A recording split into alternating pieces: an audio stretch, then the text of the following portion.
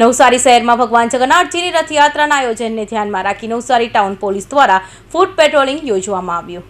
નવસારીમાં રથયાત્રા દરમિયાન શહેરમાં કાયદો વ્યવસ્થા જળવાઈ રહે, શાંતિપૂર્ણ વાતાવરણમાં યાત્રા સંપન્ન થાય તેમજ નાગરિકોમાં સુરક્ષાની ભાવના મજબૂત બને તે હેતુથી પોલીસના અધિકારીઓ, ટાઉન પીઆઈ કેડી નકુમ સહિત પીએસઆઈ પોલીસ કર્મચારીઓ જવાનોએ શહેરના મુખ્ય માર્ગો પર પેટ્રોલિંગ કર્યું હતું।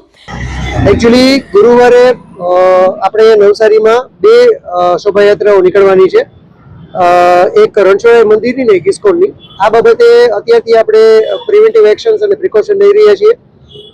આજે ફ્લેગ માર્ચનું આયોજન છે, આવતીકાલે પણ ફ્લેગ માર્ચનું આયોજન છે, સાથે આપણે ડ્રોનનો પણ ઉપયોગ કરીએ છીએ અને જે કોઈ રૂટ ઉપર આવતા એચએસ એમસીઆર છે એની પણ આપણે વેરિફિકેશન અત્યારે હાથ ધર્યું છે।